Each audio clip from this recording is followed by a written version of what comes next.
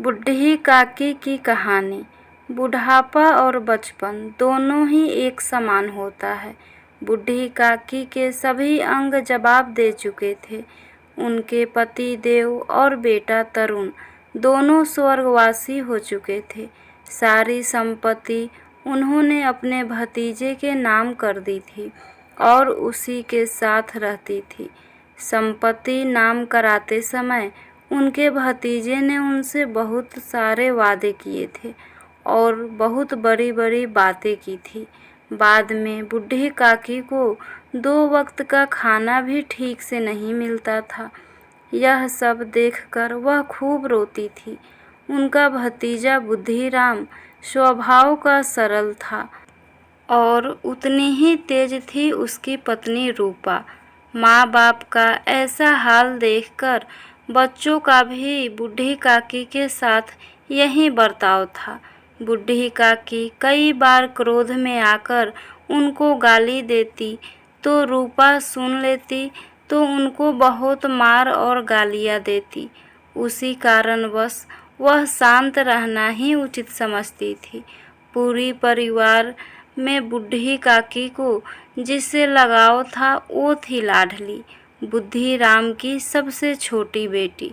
लाडली अपने दोनों भाइयों के डर से अपने हिस्से की मिठाई बुढ़ी काकी के साथ बैठकर खाती थी। बुढ़ी काकी अपनी कोठरी पर थी। बाहर जश्न मनाया जा रहा था। बुद्धिराम के सबसे बड़े बेटे मुखराम का तिलक था। खूब खुशबू भी आ रही थी और मेहमान बाहर बैठे बातें कर रहे थे। बुढ़ी काकी यहाँ भूखी बैठी थी। आज तो उन्होंने रोया भी नहीं क्योंकि वह अपशगुन हो जाता, क्योंकि उनको खाना देने वाला कोई नहीं था और आज लाडली भी उनके पास नहीं गई। वह अलग अलग खाने की कल्पना करने लगी और यह सोचते हुए वह कढ़ाई के पास जाकर बैठ गई। रूपा अपने काम में बहुत व्यस्त थी। वह कभी यहाँ जाती तो कभी वहाँ जाती। गला प्यास से सूख रहा था किंतु वह 1 मिनट भी टाइम नहीं मिला और क्रोध न जताया, नहीं तो पड़ोसी बोलते कि इतने में ही उबल गई। इन सब के बीच उसने बुढ़ी काकी को कढ़ाई के पास बैठे देखा तो उसे क्रोध आ गया।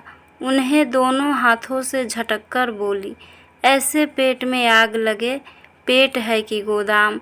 झोपड़ी में बैठे रहने से क्या दम घुटता था?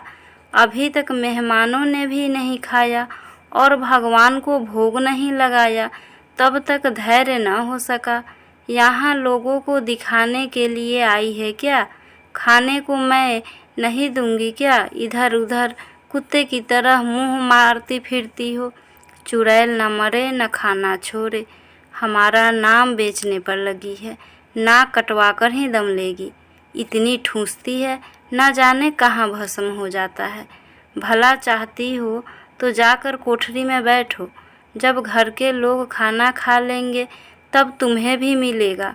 तुम कोई देवी नहीं हो कि तुम्हें पहले भोजन करके तुम्हारी पूजा की जाए।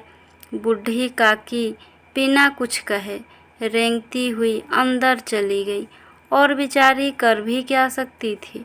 उन्हें रूपा पर क्रोध नहीं था, बल्कि वह सोच रही थी कि जब बाहर वाले नहीं खाना खाया तो वह कैसे खा लेगी। इतनी जल्दबाजी क्या थी, यह सोचकर बहुत देर तक बैठी रही, इस इंतज़ार में कि जब कोई बुलाएगा तभी जाऊंगी। बहुत देर हो चुकी थी। वह सोचे अब तक तो खा चुके होंगे सब और वह फिर से बाहर आई, परंतु मेहमान अभी अभी बैठे थे। वह बोलने लगे, अरे यह बुढ़िया कौन है? यहाँ कहाँ से आ गई? देखो किसी को छू न दे।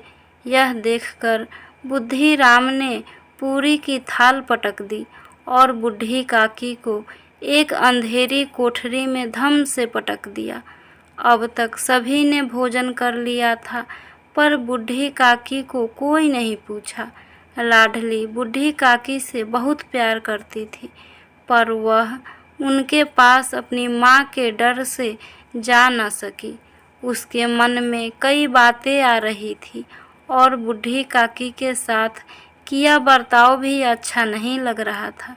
इसलिए वह अपने हिस्से की पूरी न खाकर गुड़िया की पिटारी में रखी थी और यह सोचकर कि काकी यह देखकर खूब खुश हो जाएगी। रूपा आंगन में सो रही थी। जब लाडली को यकीन आया कि वह सो गई है, तब हिम्मत करके लाडली काकी के पास गई। काकी की उम्मीद अब तक तो टूट चुकी थी और जो कुछ भी हुआ वह उनके दिमाग में चल रहा था। उतने में ही एक आवाज़ आई, काकी उठो, मैं पूड़ियाँ लाई हूँ। उन्होंने लाडली को गोद में बैठा लिया और झटपट सारी पूड़ियाँ खा ली, पर उनका पेट न भरा। उन्होंने लाडली को और पूड़ी लाने को कहा। लाडली ने कहा, अम्मा सोती है, जगाऊंगी तो मारेगी। काकी अधीर हो गई और उनकी इच्छाएं बढ़ गई थी। उन्होंने लाडली से कहा, मेरा हाथ पकड़कर वहाँ ले चलो जहाँ मेहमानों ने भोजन किया हो और इनका जूठा जहाँ फेंका हो। लाडली काकी को जूठे के पास ले जाकर बैठा दिया। काकी सबके जूठे पत्ते चाटने लगी। उन्हें पता था कि यह उचित नहीं है, लेकिन वह भूख से व्याकुल थी। अचानक रूपा की आंख खुलती है और उसे लाडली कहीं नजर नहीं आती। रूपा लाडली को इधर उधर देखने लगती है, तब उसे जूठा बर्तनों के पास खड़ी दिखती है और बूढ़ी काकी उन्हीं बर्तनों के पास बैठी दिखाई देती है। यह देखकर रूपा का दिल सन्न हो गया। उसे अपनी निर्दयता का ज्ञान हुआ। उसे समझ आ चुका था कि वह जिसकी बदौलत उसने इतनी दुर्गति की। रूपा उठी और पूरी की थाल सजाकर बूढ़ी काकी के पास जाकर बोली, काकी उठो यहाँ से और भोजन कर लो। मुझसे बड़ी भूल हुई है, बुरा न मानना। परमात्मा से प्रार्थना कर दो कि वह मेरा अपराध क्षमा करे। बूढ़ी काकी सब कुछ भुलाकर सिर्फ खाना खाने लगी और वहीं रूपा वह स्वर्गीय दृश्य को देख रही थी। फ्रेंड्स, आशा करती हूँ यह कहानी आपको ज़रूर पसंद आई होगी। प्लीज़ लाइक, सब्सक्राइब और शेयर करना ना भूलें।